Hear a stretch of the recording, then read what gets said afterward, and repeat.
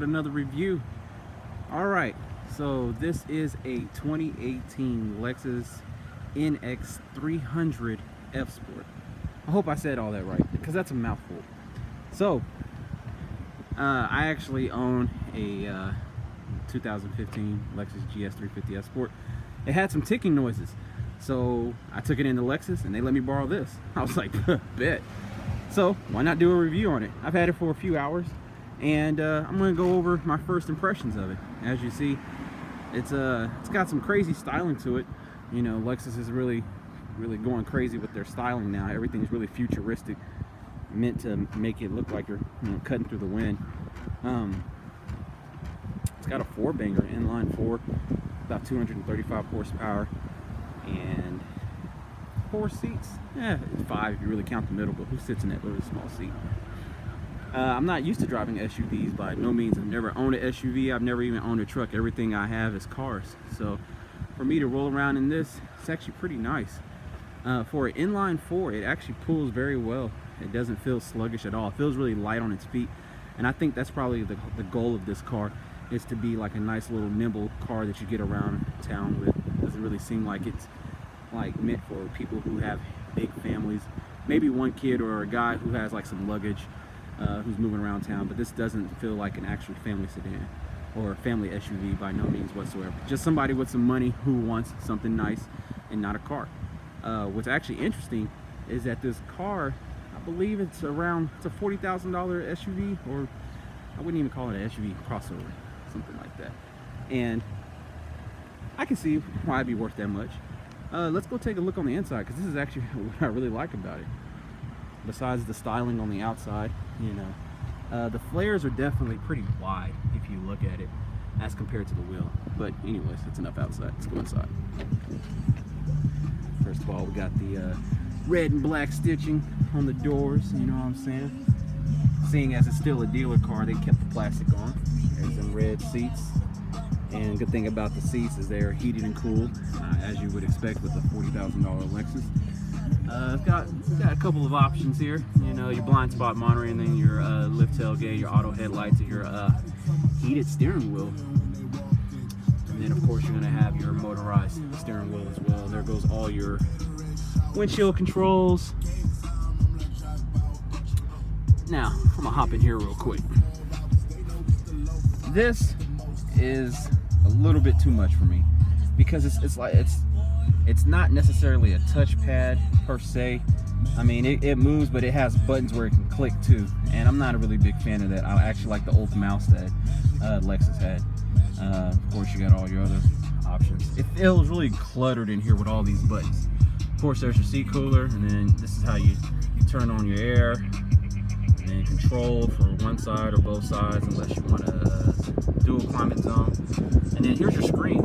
I'm actually filming this on an iPad Pro. Let's turn the radio down.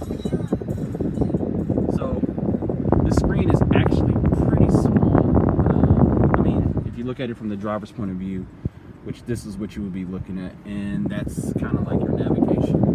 So it's kind of small. It's very clear. It looks like it would just pop in and out of the dash instead of just standing right there.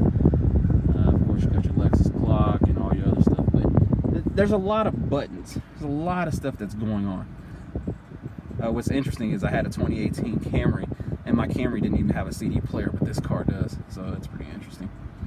So I don't know, I guess you got a cubby hole for your weed stash. If people do that. I guess that's nothing. And you got your another hole.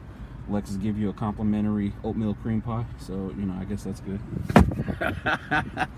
Anyways, more of the seats. It's nice. Got your help button. Let's look at the back. I'm gonna open it up.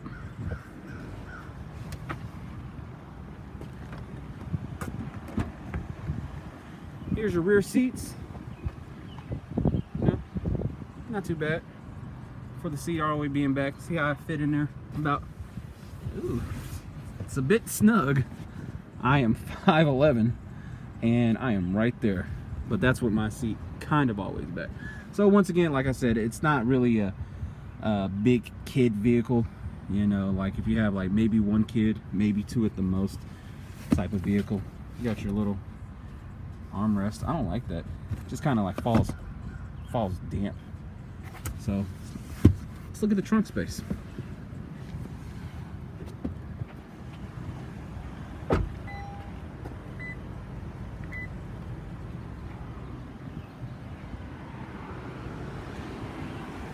Okay. All right. Looks like you got motorized trunk release. And here is your trunk space. Enough to fit, I don't know, a suitcase, maybe a pack of clothes, spend at your girl's house or something like that. It's not that much space at all. But once again, I don't think Lexus was making this for like a family. So let's see, to put it down, your button, I mean hold my iPad, make sure I don't drop my stuff.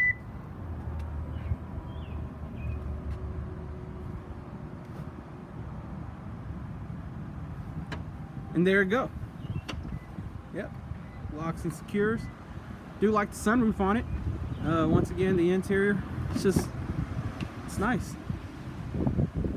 But if you really just look at it just from this view, you can tell this is not a big vehicle whatsoever. And one thing that I think you will find annoying is if you buy a car from the dealership and they put, you know, their little tag on it. Okay, I'm gonna play my music, and I did, you know, turn the bass up. Listen what happens.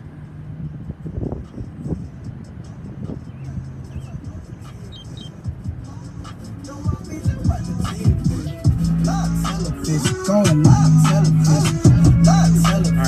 sounds good until that can be really annoying. That's crazy, ain't it?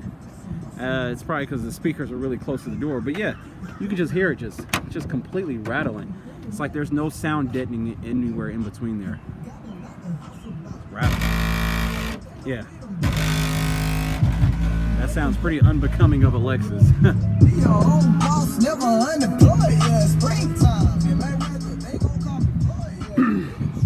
Anyways, been driving this around. You're supposed to get pretty decent gas mileage. I think 23 city, 28 highway. It's kind of what you would expect from an SUV this size with a four-banger. So, if this is a vehicle for you, then I say go for it. If it's not, if you need something a little bit more family orientated, I would get like maybe a Sequoia, something a little bit bigger. So, anyways, that's my review of this Lexus NX. Tell me what you think. All right, y'all, I'm out.